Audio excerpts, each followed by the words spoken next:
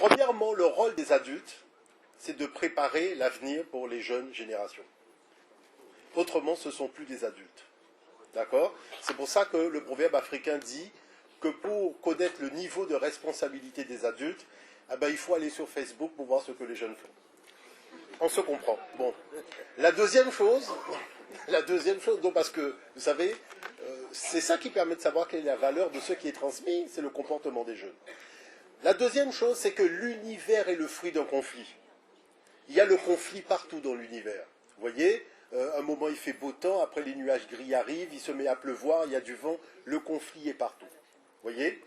Et ce qu'il y a d'extraordinaire, c'est que nous sommes issus d'empires africains où nous avions des guerriers, nous avions de la chevalerie, des fantassins, nous avions intégré justement cette dimension-là de l'existence humaine.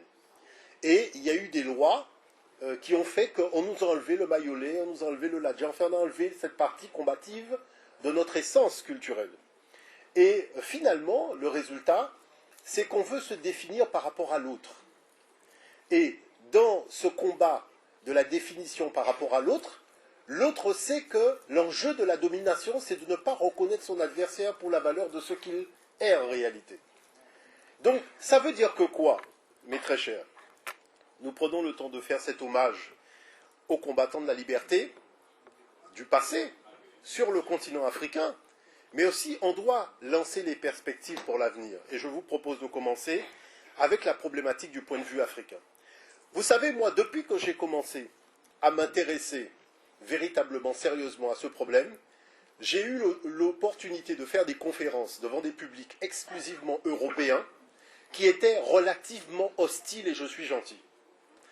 Et la chose qui se passe, c'est qu'il faut manifester, ce n'est pas simplement le désir, mais l'exigence de faire la rupture épistémologique. C'est-à-dire dire qu'il y a un point de vue africain dans la totalité du tout. C'est-à-dire en matière d'économie, il y a un point de vue africain. En matière d'alimentation, il y a un point de vue africain. En matière de culture, en matière d'art, en matière de mode, il y a un point de vue africain. Et c'est parce que nous laissons ce point de vue africain se faire agresser dans notre intériorité par le point de vue européen que nous restons finalement à tourner dans une espèce de zone d'ombre dans notre tête au lieu de comprendre que chacun a son moi interne, l'Européen a le sien, le Chinois a le sien, l'Indien a le sien, moi j'ai le mien en tant qu'Africain. Mais le dominateur est extrêmement malin, c'est qu'il a créé un conflit entre ce que je suis intimement, c'est-à-dire un Africain, et ce que je ne sais pas que je suis, que lui-même ne veut pas me dire clairement. Donc, la chose c'est que le grand principe qui est visé aujourd'hui, c'est de dire finalement aux Africains, écoutez, tout ça c'est pas grave, on va essayer de vous intégrer dans la mondialisation, quitte à ce que vous soyez des cabinets toilettes. Comme disait Juliette Esmeralda, moi j'ai eu l'occasion de voir qu'il y a des Noirs qui se plaisent très bien d'être les cabinets toilettes, en vous disant que si c'est du marbre qu'il y a au sol et puis le papier avec lequel on s'essuie c'est de la soie, mais il n'y a aucun problème. S'il y a une musique d'ambiance et une petite, je vais vous dire une chose. Sur la plantation, il y avait les Noirs qui coupaient de la canne, il y avait les Noirs qui étaient dans la maison du maître. Vous voyez? Donc il faut accepter qu'aujourd'hui, il y a toujours des Noirs qui veulent rester dans la maison du maître. Seulement ceux qui coupaient la canne, ils ont dit une chose qui est importante, c'est « ça suffit ». Vous comprenez ça? Mais le problème du « ça suffit », c'est que la maison du maître représente un modèle encore pour vous. Mais on va où là? On ne peut pas dire « ça suffit » et considérer la maison du maître comme un patrimoine guadeloupéen. Attendez, c'est des vestiges de criminels qui ont commis des crimes, reconnus crimes contre l'humanité, vous appelez ça un patrimoine? Ah bon? Excusez-moi. Voilà. Moi je dis que... Non, parce que vous savez que bientôt on va faire des touristes visités, on va prendre des associations pour faire des spectacles en temps longtemps, et on va faire fresque murale autant on emporte le vent et remake et on gagne de l'argent. Puisque manifestement, je dirais, il n'y a plus de dignité, il n'y a plus d'orgueil. Non, il faut faire preuve de dignité. Et je vais vous dire une chose, moi, ce que je dis toujours aux Européens. Je dis aux Européens, il ne faut pas être gentil avec nous. Parce que nous, on est tellement gentils qu'on a besoin d'un entraîneur pour nous entraîner à la méchanceté. Et je les remercie d'être particulièrement méchants, teigneux, racistes et tout ce qu'ils veulent être. Il n'y a aucun problème. Parce que le problème ne vient pas du blanc, le problème vient de nous. Et je crois qu'on a besoin de quelqu'un pour nous entraîner à la méchanceté. Parce que nous sommes trop gentils. Et c'est ça que je pense qu'il faut se le dire clairement. Vous voyez ce que je veux dire? Parce que lorsque l'adversaire se coalise pour pouvoir rentrer chez vous en infraction, vous voyez une chose? Ce que je ne comprends pas, c'est comment ça se fait que lorsque je vais chez vous et j'ouvre votre réfrigérateur, je vois plus de choses qui viennent de l'adversaire que de moi. Et je tiens quand même à dire que ce midi, j'ai été manger, mais je n'ai rien bu, parce que je refuse catégoriquement, quand je parle de culture, de boire du Coca-Cola, du Fanta, ou je ne sais pas quelle bêtise encore. Parce qu'il faut arrêter. Il faut arrêter. C'est-à-dire qu'il faut faire des pétitions de principe. Vous voyez, je l'ai dit. Nous savons faire des jus. Le Créateur nous a donné une somme interminable de fruits. Si nous faisons une réunion culturelle pour parler de nous, je ne veux pas de thé Lipton. On a du thé chez nous, on a des tisanes locales, on a tout ce qu'il faut. Je vais vous dire une chose. Il y a 3 matchs de football qu'on ne peut pas faire à l'extérieur. C'est le match de l'histoire. C'est pour ça que je dis qu'il faut faire la rupture épistémologique. Yovoda, c'est un mot que la communauté civile a décidé d'utiliser lorsqu'il s'agit de parler du crime que les Noirs ont subi. Yovo, ça désigne les nations occidentales, les nations européennes, et Da, c'est la cruauté de ces nations occidentales envers nous. Parce que lorsqu'on parle qu'on a eu des intellectuels qui ont intellectualisé, je suis d'accord, mais la chose que Aimé Césaire aurait dû commencer à faire, c'est désigner un mot pour dire voilà le mot par lequel nous allons désigner notre souffrance, au lieu de prendre le petit Robert et de faire une liste du Hall of Fame des noms. Parce qu'on se devrait d'avoir un vocabulaire du crime. Il y a des responsabilités que nous avons. Moi, je refuse, quand je parle de ça, d'utiliser les mots de l'autre. Parce que les mots de l'autre sont piégés. Colonisation, ça veut dire mettre en valeur. Attention. Donc, la chose qui se passe, c'est que, oui, il y a eu crime contre l'humanité. Mais l'Occident, quand il faut assumer le crime, commence à vous inventer des théories de traite interne africaine, de roi nègre, vendeur de nègre, enfin des histoires à dormir debout, sur lesquelles on vient créer une chose qui dépasse l'entendement, c'est-à-dire que la victime et le bourreau ont la même version du crime. Et vous allez demander après réparation en ayant la même version que le bourreau. Vous ne connaissez pas les Blancs? Le Blanc va te dire les nègres vendaient les nègres, et toi tu vas dire oui, c'est vrai, les nègres vendaient. Il va te dire, mais va demander les dommages à celui qui te vendait. Parce que le gars n'est pas con. Ça veut dire que quoi? Il faut arrêter d'être con. Voilà, c'est tout. Vous voyez? Parce que vous discutez avec quelqu'un qui est chinois ou occidental, chinois ou vietnamien ou cambodgien, et cette personne découvre que vous avez le même point de vue que votre bourreau. Et vous, quelle crédibilité vous voulez avoir devant cette personne? Non, c'est-à-dire qu'il y a un jeu pervers. Vous voyez, même comme Madame Brunel, elle a dit ça dans la presse, nous sommes allés à Montpellier régler des comptes en direct, pas en différé, en direct. Parce qu'il faut régler des comptes, vous voyez? Et quel est le but du jeu? Parce qu'il faut connaître le but du jeu. Le but du jeu, c'est d'arriver à convaincre les Noirs qui sont à la fois les victimes, mais en même temps leurs propres bourreaux. Et ça marche. Ça marche puissamment. Vous voyez? On entend ça sur les radios, oui, machin, toujours. Vous voyez?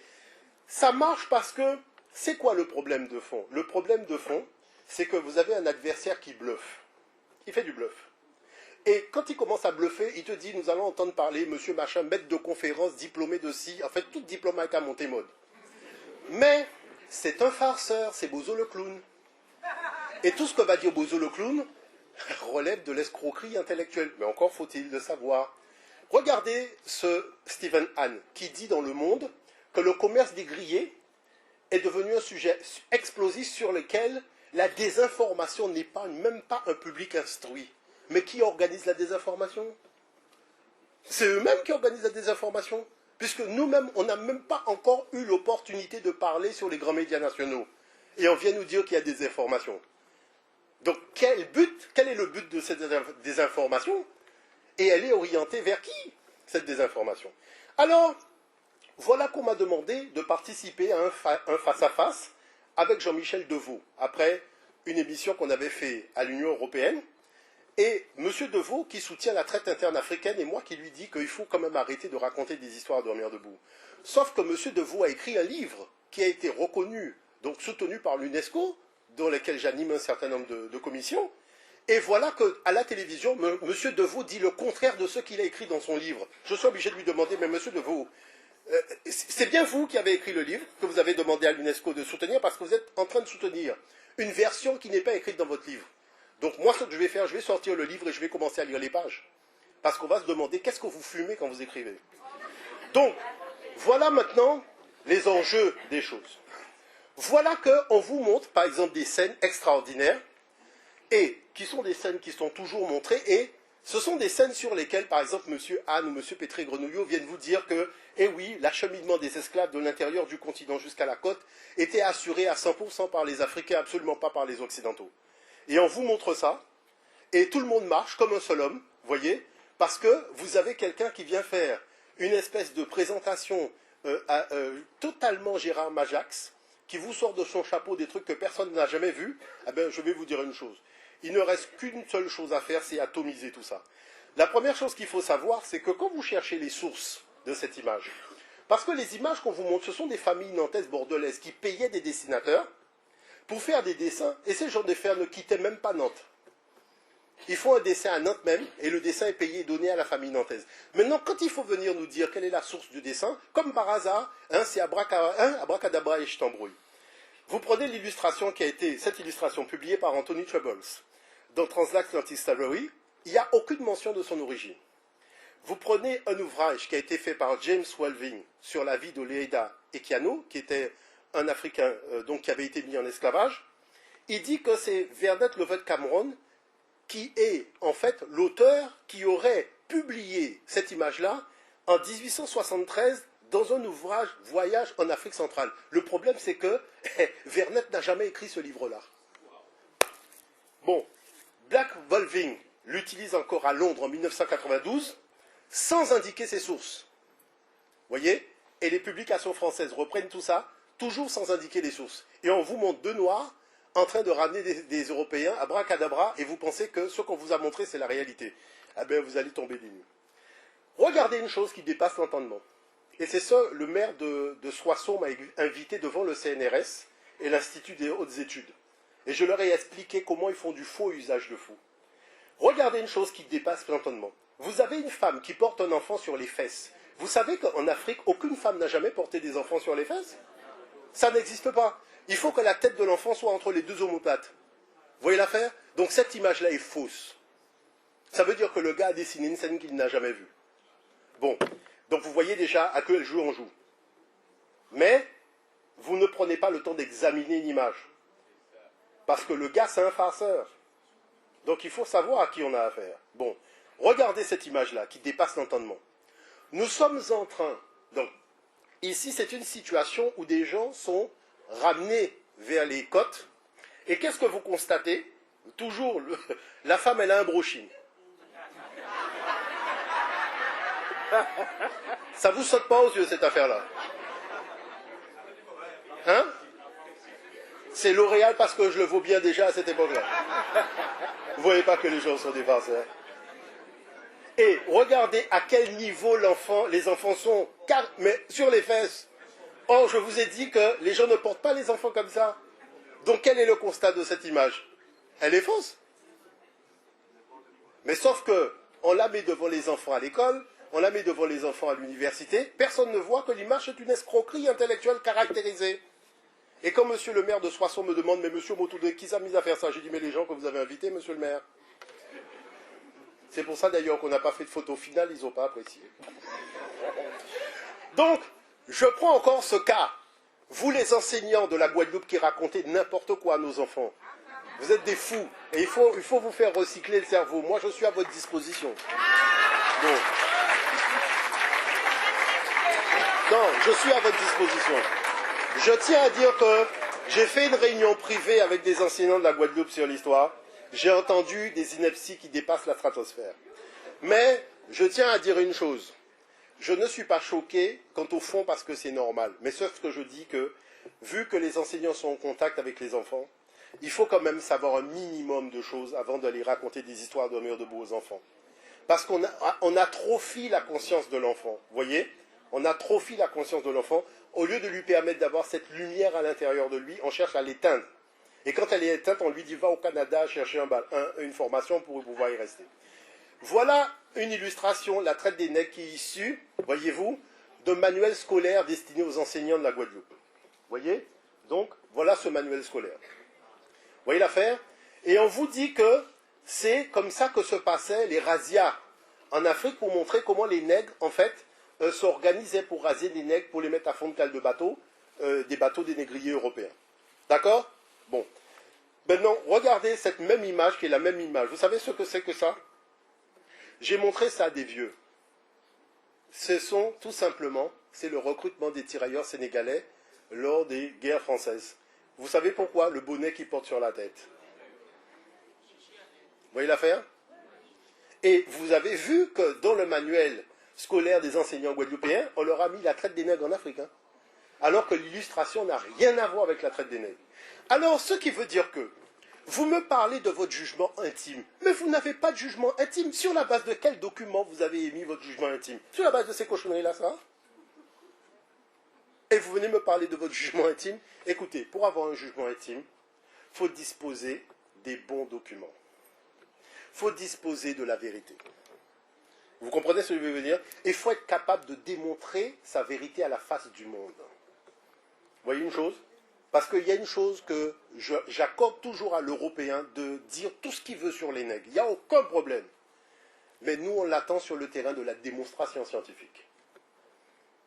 Vous comprenez ce que je veux dire? Sur le terrain de la démonstration scientifique, vous voyez? Parce que même quand les gens parlent de religion, de Jésus, de tout ça, les gens ne savent même pas de quoi ils parlent. Vous voyez ce que je veux dire? Ils ne savent même pas de quoi ils parlent. Comme cette discussion que j'ai eue avec cette dame qui vient me parler, il y a un combat entre le bien et le mal. Je dis, mais madame, vous savez qu'en Afrique, on vous dit que s'il n'y a pas le mal, le bien n'existe pas. Parce que sans le mal, qu'est-ce qui permet de situer le bien? Le bien a besoin du mal pour exister. Parce que c'est le mal qui permet au bien de se révéler.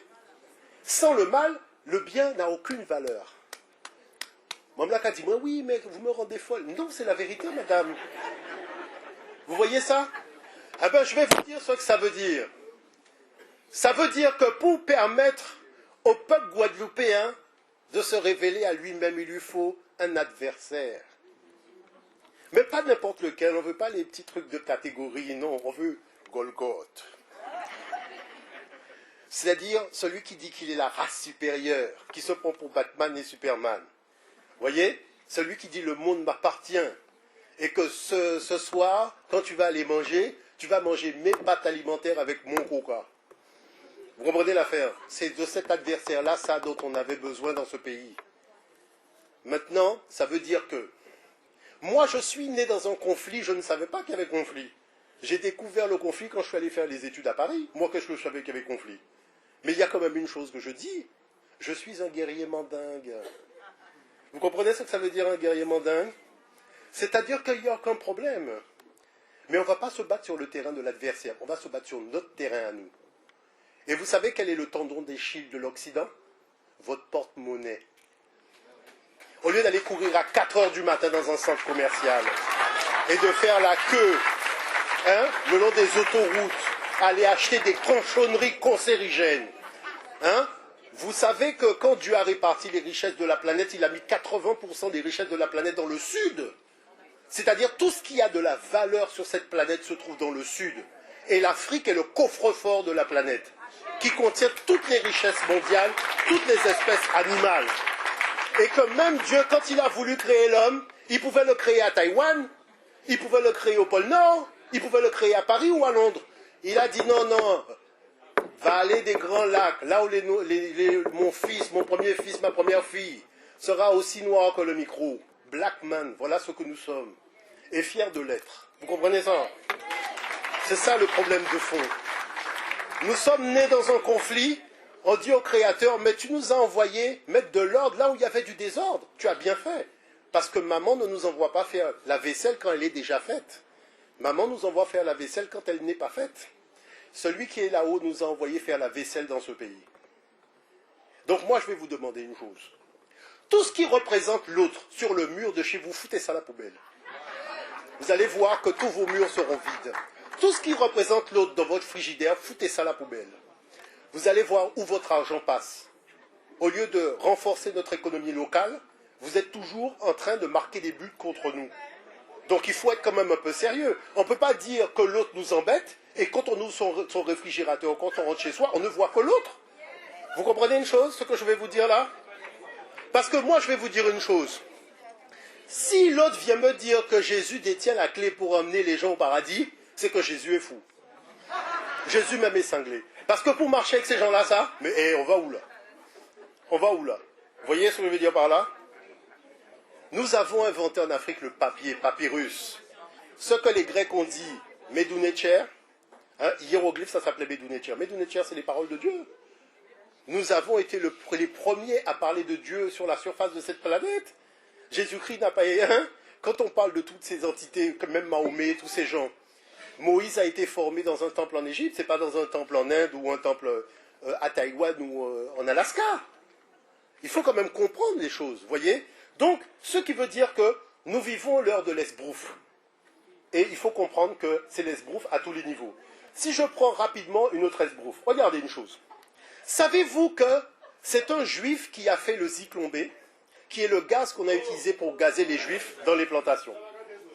Deuxième chose, s'il vous plaît, deuxième chose, il y avait 150 000 soldats juifs dans l'armée d'Hitler, dans le Troisième Reich.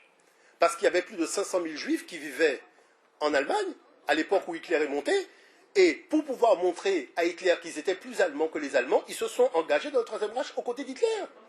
Et il y a un magazine History Today qui a consacré un dossier sur ces soldats, et il y a un livre qui s'appelle « Les soldats juifs d'Hitler ».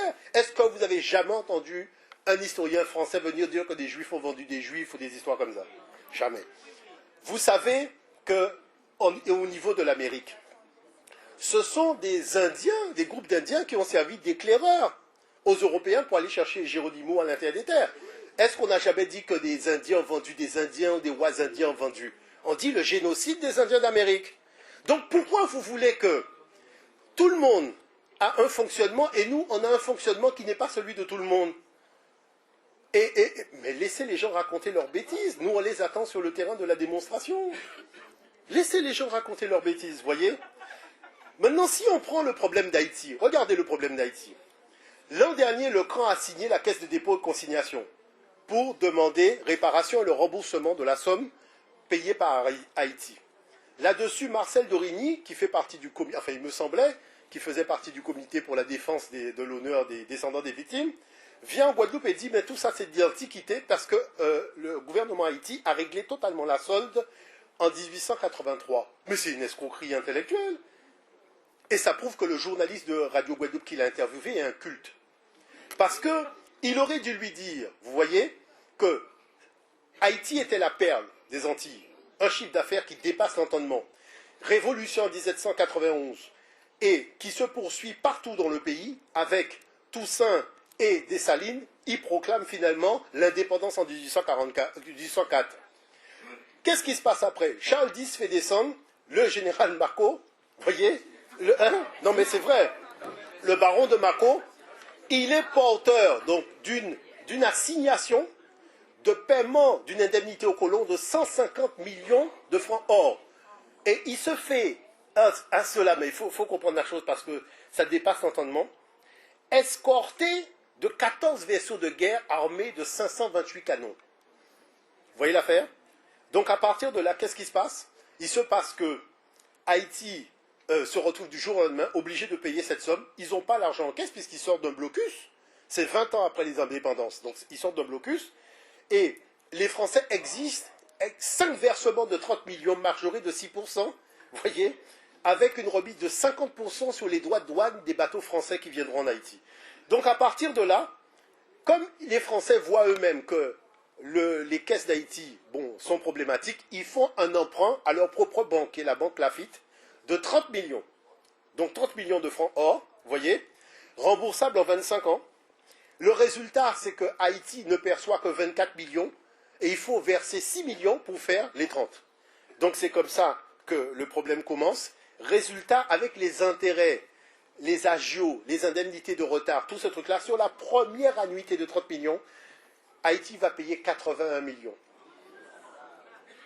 Et là, il s'engage dans un processus de 125 ans. Résultat des courses, c'est une double peine. Il faut rembourser la dette des colons, mais il faut rembourser les banques avec les agios bancaires, puisqu'on paye les colons par des emprunts bancaires. Donc, ça veut dire quoi? Pour vous expliquer les choses très simplement, la France va exiger des denrées dont elle contrôle les cours. Donc, et comme par hasard, comme par magie, tous les cours vont chuter. Donc, tu produis la même quantité de matières premières, de denrées, et tu récoltes d'année en année un prix moins important que l'année précédente. Donc vous comprenez que le processus devient un peu compliqué. Donc résultat, qu'est-ce qui se passe? Il se passe qu'après Charles X, vous avez Louis-Philippe qui renégocie à 90 millions la dette totale. Haïti paye effectivement la dette totale en 1983, mais restent les échéances bancaires. Et les agios bancaires sont plus élevés que la dette elle-même. Donc qu'est-ce qui s'est passé? C'est en 1972 que Haïti a fini de payer la dette en réalité, avec le concours de tout le monde. Donc vous voyez que le mécanisme, c'est quoi? On a coupé la tête de Louis XVI. On n'a pas coupé la tête de la dette haïtienne. Ensuite, quand la France a aboli l'esclavage en 1794, elle a indemnisé les colons? Non, elle n'a pas indemnisé les colons. C'est pour ça que les Haïtiens disent qu'ils n'avaient pas à payer cette dette, puisque c'est la France même qui a aboli l'esclavage sans indemniser les colons. Vous voyez l'affaire? Donc tout ça, c'est nauséabond. Et franchement, on a une chance extraordinaire aujourd'hui, c'est de montrer à ceux qui se disent défenseurs des droits de l'homme, de tout ça, qu'en réalité, ils ne sont pas sortis de la latrine. Parce que, en fait, le problème de fond, tu peux décréter tout ce que tu veux, mais il faut pouvoir le démontrer scientifiquement. C'est ça le problème de fond. Et nous disons que tu n'es rien. C'est-à-dire que tu es le problème de l'humanité. Aujourd'hui, ce montant représente plus de 21 milliards. Vous vous rendez compte? De dollars à rembourser en Haïti. On va terminer avec la problématique de la loi du 30 avril 1849. Moi, je vis dans un pays où on fait croire à tout le monde que le problème a été réglé en 1848, le 27 avril, quand on a fait le décret, ou le 27 mai, quand on a fighté contre les gars et qu'on les a vaincus. Eh, vous savez que l'affaire est plus compliquée que ça. Parce que le problème de fond, avant, à l'époque où toute l'économie marchait, vous aviez des familles nantaises bordelaises et des intermédiaires qui finançaient les colons ici, parce qu'il n'y avait pas de banque. Est-ce que vous voyez ce que je veux dire par là? Donc, à partir du moment où il y a eu révolte en Guadeloupe et en Martinique, ça a créé un niveau d'incertitude qui fait que quoi? Ce niveau d'incertitude fait que les partenaires financiers des colons ne marchent plus, en disant on ne peut pas mettre notre argent dans un système où on ne sait pas où on va. Donc, le résultat des courses, comme l'État même traîne à régler le problème de l'indemnité, ça crée des incertitudes telles que ça devient la crise économique. Dans cette crise économique, le seul garant d'un lendemain meilleur, c'est le titre de propriété d'un esclave.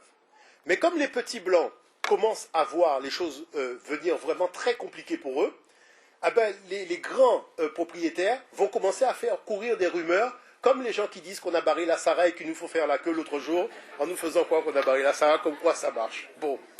Donc du coup, les gars, qu'est-ce qu'ils font? Ils vendent leur titre de propriété aux grands planteurs, qui vont finalement, avec l'indemnité, se retrouver plus riches qu'ils étaient au départ. Vous voyez? Bon, comme quoi, Total a compris l'affaire, comment ça fonctionne.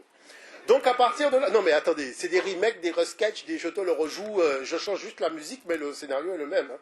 Bon, donc à partir de ce moment-là, qu'est-ce qui se passe? Il se passe que l'État est obligé d'intervenir. Parce que tout le monde dit quoi? Que si en 1794, il y avait eu le problème de l'indemnité des colons, le problème aurait pu être réglé. Mais comme les colons n'ont pas été indemnisés, tout le monde a pris parti pour Napoléon Bonaparte avec le projet de rétablir l'esclavage. Donc de récupérer, en fait, les moyens de production financière qu'ils avaient perdus.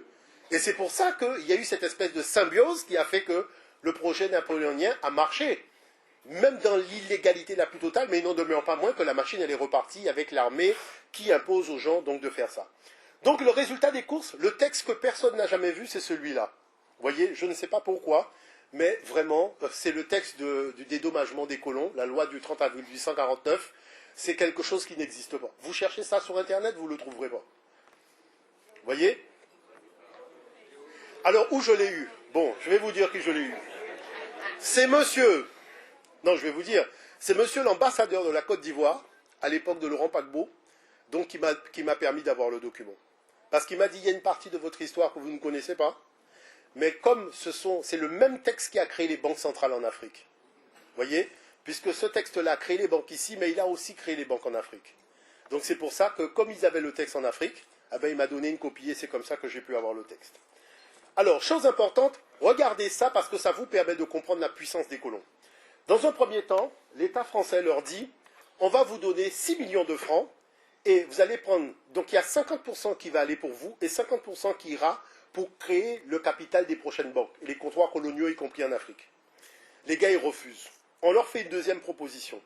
On leur donne 6 millions, vous voyez, de francs en espèces, 50% va dans leur poche, 50% va dans le capital des banques, et on crée encore une rente à 3%, dont l'intégralité, 100% ira dans leur poche. Les gars, ils refusent. Et on leur fait une autre proposition, les 6 millions de francs, 100% des 6 millions de francs va dans leur poche, et on crée encore une rente à 5%, et il y a 87% qui vont dans leur poche, et 12%, 12,5% affectés au capital des banques. C'est ça que les gars acceptent. Donc vous voyez que, quand on vient vous dire que oui, c'était l'esclavage, c'était pas quelque chose de rentable, c'était pas machin, vous voyez bien que c'est faux. Et vous voyez le pouvoir qu'avaient déjà les gars à l'époque. Alors vous m'étonnez que le gars rentre à l'Élysée sans montrer sa carte d'identité, il rentrait déjà là-bas sans montrer la carte. Bon.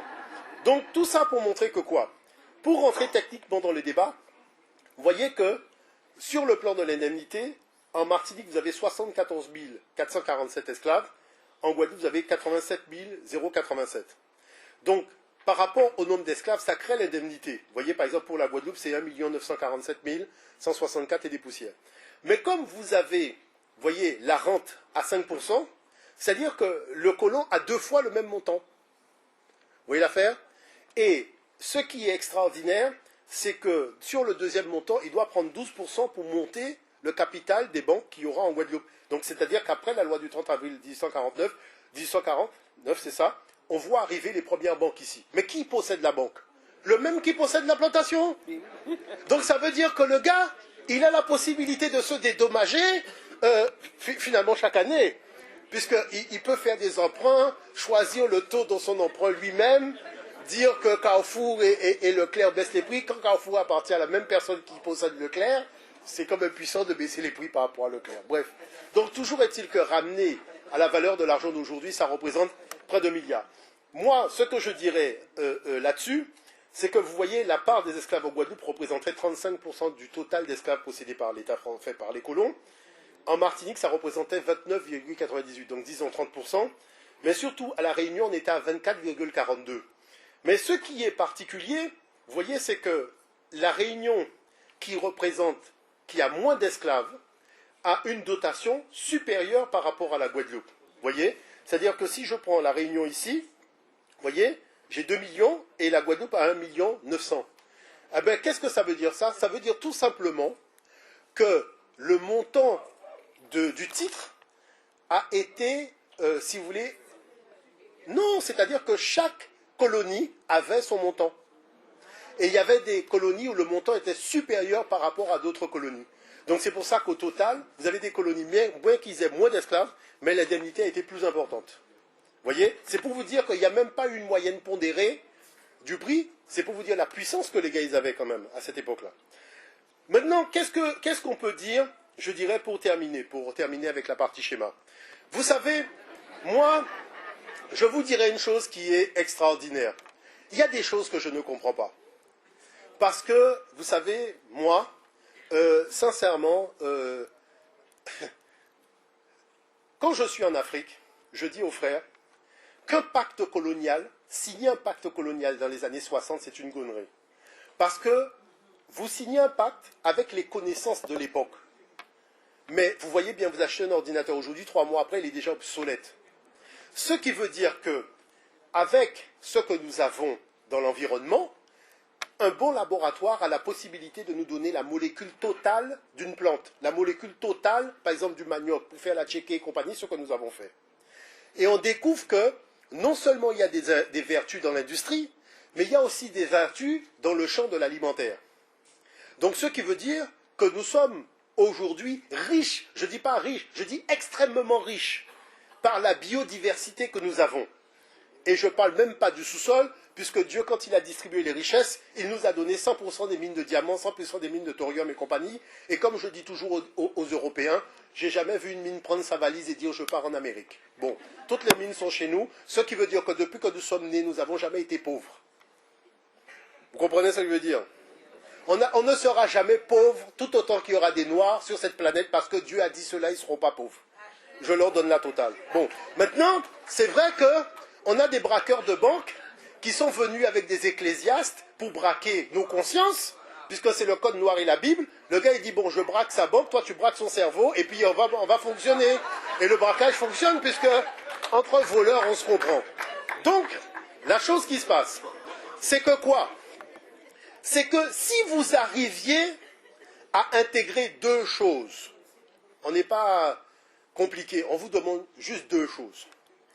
Ça emmerde tellement le blanc qu'on aille demander les réparations que vraiment emmerdons-le. Non, emmerdons-le. Sincèrement, non, faisons-le chier même la totale. Vous comprenez ça?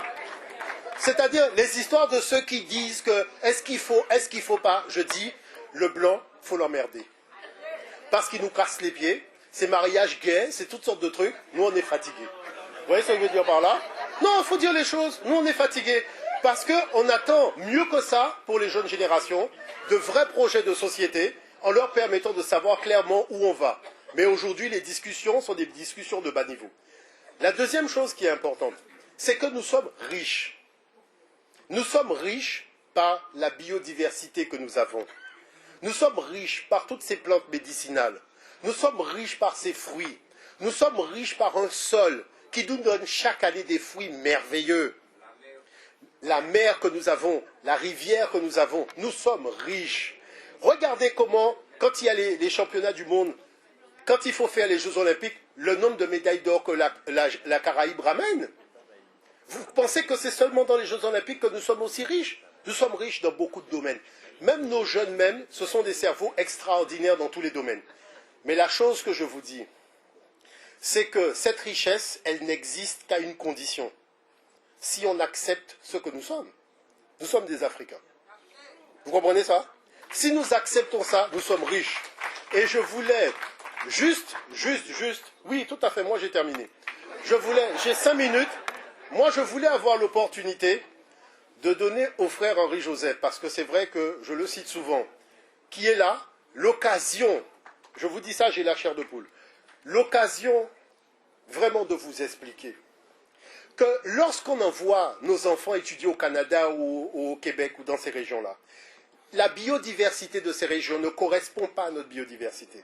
Il faudrait les envoyer dans des pays où il y a la même biodiversité que la nôtre, pour qu'ils puissent voir ce que les autres pays font avec le coco, ce qu'ils font avec le corosol, avec la pomme cannelle, avec l'igname, le fouillapa, avec tout ça. Il y a des choses extraordinaires que je montre aux gens sur YouTube, ce que les autres peuples font avec ce que nous avons, dont nous ne voyons pas la valeur.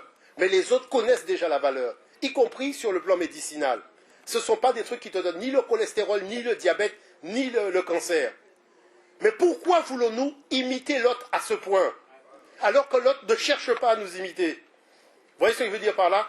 C'est-à-dire que, moi je vous dis, nous devons accepter de fonder notre économie et de fonder nos formations, c'est-à-dire nos centres de formation, sur la base de ce que nous avons, TPI, BISAP, toutes ces choses-là que nous avons chez nous, toutes ces tisanes, toutes ces plantes, bois d'Inde et compagnie. Des choses extraordinaires, avec des effets extraordinaires. Et quand on voit le marché du mal de dos, le marché de l'asthme, le marché de toutes ces choses-là, et que nous voyons que nous avons des plantes qui nous permettent de régler ça, eh bien, je pense que c'est important. Parce que je vous dirai une chose, c'est que nous devons avoir un projet de civilisation. Notre projet de civilisation. Parce que vous savez quoi? Si on n'a pas notre projet de civilisation, on ira toujours dépenser notre argent dans la civilisation des autres. Et on sera toujours appauvri. Mais si on a notre projet de civilisation, si nous sommes conscients de la valeur de ce que nous représentons pour l'avenir, si nous comprenons que nous devons manger ce que nous avons planté, que ce n'est pas une plaisanterie, on ne joue pas le match de l'économie à l'extérieur. C'est tous un match qu'on ne joue pas à l'extérieur. Et quand c'est l'anniversaire de vos enfants, bon sang, arrêtez de leur acheter du Coca-Cola et toutes ces histoires de la mondialisation. Donnez-leur des choses locales pour les habituer au goût, pour les habituer à ce que nous avons. Les gens savent faire des gâteaux. Avec tout ce qu'on fait de la farine de fouillappé, on fait des gâteaux avec. Arrêtez d'acheter la mondialisation, d'envoyer toujours vos enfants à Washington quand c'est leur anniversaire ou quand c'est leur baptême. Il faut commencer à comprendre que la démarche de la vision, elle est importante. Il faut avoir la bonne vision. L'univers est en conflit, mais l'univers a réussi à instaurer l'ordre, ce qui a permis à la vie de commencer à exister. Je vous dis une chose, nous avons la capacité d'instaurer l'ordre, il suffit de le décider. Voilà. Donc, je voulais passer juste 3 minutes, au professeur Henri Joseph. 3 petites... Ouais, voilà, et c'est bon.